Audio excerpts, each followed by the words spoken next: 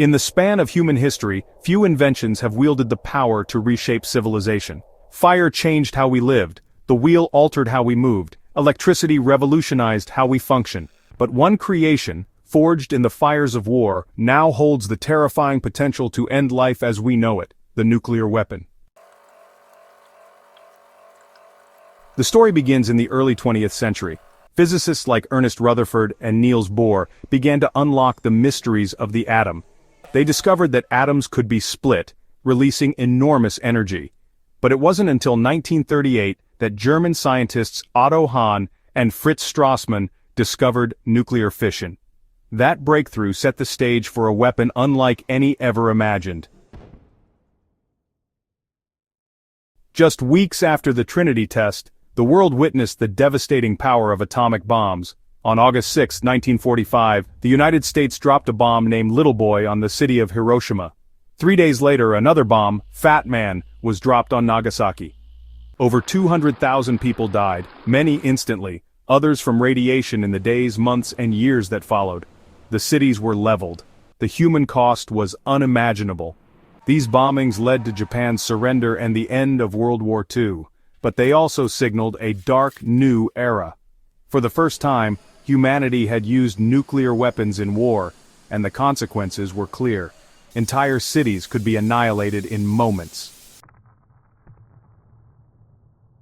After World War II, the Soviet Union, determined not to be left behind, developed its own nuclear bomb by 1949. Thus began the nuclear arms race. The United States and the Soviet Union, the two superpowers of the Cold War, amassed vast arsenals. Hydrogen bombs, more powerful than the original atomic bombs, were tested. Submarines carried missiles across oceans, bombers patrolled the skies. At the height of the arms race, there were enough nuclear weapons to destroy human civilization several times over. This era was marked by fear, secrecy, and brinkmanship. In 1962, the world came terrifyingly close to nuclear war during the Cuban Missile Crisis. For 13 days, humanity held its breath as the United States and the Soviet Union faced off. One wrong move could have meant global annihilation. Diplomacy prevailed, but the threat remained. The Cold War showed that as long as these weapons existed, the risk of destruction hung over the world like a shadow. At the heart of a nuclear weapon is a process called fission or fusion. In fission, atoms of uranium or plutonium are split apart, releasing energy. In fusion, atoms are fused together, the same process that powers the sun. A fission bomb, like those dropped on Japan, uses a chain reaction to release energy. A fusion bomb or hydrogen bomb uses a fission explosion to trigger fusion. The result is a weapon thousands of times more powerful. The energy is released as heat, blast pressure, and radiation. The immediate effects include total destruction near ground zero, deadly radiation, and massive fires. Longer-term effects include fallout, radioactive particles carried by the wind, and lasting environmental damage. As nuclear arsenals grew, a disturbing strategy emerged: mutually assured destruction known as MAD. The logic was this: if two sides each have enough nuclear weapons to destroy each other, then neither will use them. The fear of total annihilation becomes a deterrent. This paradox kept the peace during the Cold War, but it also meant that the survival of civilization depended on rational decision-making and precise systems. A mistake, a false alarm, or a rogue actor could have triggered disaster. There were close calls. In 1983, a Soviet officer named Stanislav Petrov received warning of incoming missiles. He judged it was a false alarm, and he was right. His decision may have prevented World War III.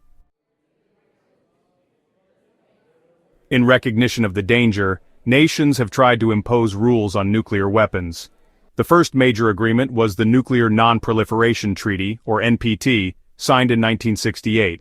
It aimed to stop the spread of nuclear weapons, promote peaceful nuclear energy, and eventually lead to disarmament. Other agreements include the Strategic Arms Reduction Treaty, or START, and the Comprehensive Nuclear Test Ban Treaty. These treaties limit how many weapons countries can have and ban testing. Yet enforcement is difficult. Some nations never signed the treaties. Others signed but secretly pursued weapons. Nuclear powers include not just the original five, the United States, Russia, China, France, and the United Kingdom, but also India, Pakistan, and North Korea. Israel is believed to possess them as well, though it has not confirmed this. Nuclear weapons are not just dangerous in war, accidents have nearly caused disasters. Planes have crashed with bombs on board, submarines have sunk with nuclear missiles, systems have glitched. In a world of fallible humans and complex machines, the potential for catastrophe remains. Then there is the threat of rogue actors, terrorists or non-state groups seeking to acquire nuclear material. A nuclear detonation by such a group, even on a small scale, would be catastrophic. Safeguarding nuclear material is a global challenge. Security, intelligence, and cooperation are critical. Yet, with every passing year, the possibility of a breach grows. Beyond destruction, radiation causes horrific injuries and long-term suffering. Survivors of Hiroshima and Nagasaki, known as hibakusha, suffered burns, cancers, and genetic damage. Their stories serve as a warning. Nuclear war could also trigger a nuclear winter, dust and smoke blocking the sun, disrupting agriculture, and leading to mass starvation. Even a regional conflict could affect the entire planet's climate and food supply. The use of nuclear weapons would not just be a military action, it would be an act of environmental suicide, with consequences lasting generations. Today, the world faces new nuclear threats. Tensions between nuclear powers are rising. New technologies like cyber warfare could disrupt command systems. Artificial intelligence could accelerate decision-making, or misjudgments. At the same time, public awareness and activism have pushed for disarmament. Groups like the International Campaign to Abolish Nuclear Weapons received the Nobel Peace Prize. Some believe total elimination is possible. Others say deterrence remains necessary. The future of nuclear weapons is uncertain, but one truth is clear. We now hold the power to destroy ourselves. What we choose to do with that power will define the future of humanity.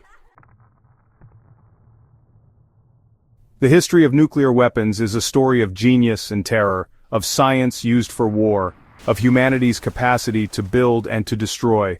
It is also a story of responsibility. These weapons exist because we made them, and only we can decide whether to keep them, control them, or abolish them. The danger is real, but so is the opportunity. To step back from the brink, to choose cooperation over conflict, and to imagine a future not ruled by fear, but guided by wisdom. The power to end the world is in human hands. The question is, what will we do with it?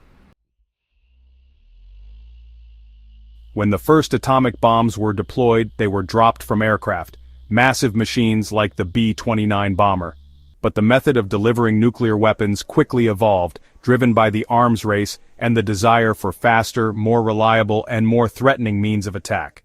By the 1950s and 60s, intercontinental ballistic missiles, ICBMs, were developed. These long-range missiles could be launched from the ground and travel thousands of miles in less than 30 minutes. They rose into space before descending toward their targets at hypersonic speeds, carrying deadly warheads across continents. Submarines also became part of the nuclear triad, a three-pronged system of land-based missiles, strategic bombers, and submarine-launched ballistic missiles. These submarines, often undetectable, could lurk in the oceans for months, ready to retaliate even after a surprise attack. As technology advanced, missiles became faster and more precise. Multiple independently targetable re-entry vehicles, or MIRVs, allowed a single missile to carry multiple warheads, each aimed at a different city or military site. In recent years, attention has shifted to hypersonic glide vehicles, weapons that can maneuver at 5 times the speed of sound, potentially evading current defense systems. These advancements raise new concerns: less time to respond, greater uncertainty, and more room for error. The evolution of delivery systems reflects a chilling truth, that the pursuit of deterrence has also driven the perfection of destruction. Every improvement in speed, stealth, or power makes nuclear war more conceivable, and its consequences more devastating. Beyond laboratories and war rooms, nuclear weapons have deeply influenced global culture. From the moment the first mushroom cloud rose over the New Mexico desert, the world understood that something irreversible had occurred. And this realization filtered into art, literature, film, and the collective psyche. In the 1950s and 60s, as the Cold War intensified, so did public anxiety. That fear was captured vividly in films like Dr. Strangelove, a dark satire that mocked the absurd logic of nuclear deterrence, and Failsafe, which portrayed the horrifying consequences of a mechanical error triggering a nuclear apocalypse. Science fiction, too, became a mirror for atomic fear. The genre exploded with stories of mutated creatures, radioactive wastelands, and post-nuclear civilizations. Films like Godzilla were born directly out of the trauma of Hiroshima and Nagasaki, with the monster symbolizing nature's revenge against man's destructive arrogance. Nuclear themes also found expression in books like Neville Shute's On the Beach, a haunting tale of life waiting for death in the aftermath of a nuclear exchange. Later in the 1980s, movies like The Day After and Threads shocked viewers with their realistic depictions of nuclear war's aftermath, not just cities turned to ash, but societies crumbling, economies collapsing, and survivors haunted by radiation and starvation. Even music reflected nuclear dread. Protest songs and anthems warned of impending doom, while artists and writers grappled with existential questions. How do you find hope in a world that can be ended by a button press? Culturally, the nuclear age created a new kind of consciousness, one defined by dread, defiance, and a yearning for peace.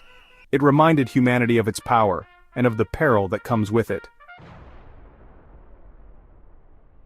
As the Cold War escalated and mushroom clouds became symbols of political might, a global resistance movement emerged. People across the world, scientists, students, parents, survivors, began to question the morality, logic, and necessity of nuclear weapons. They feared not just war, but the extinction of life. In the 1950s, the first organized protests took shape. Scientists who had helped build the bomb, like Albert Einstein and Leo Szilard, warned of its dangers.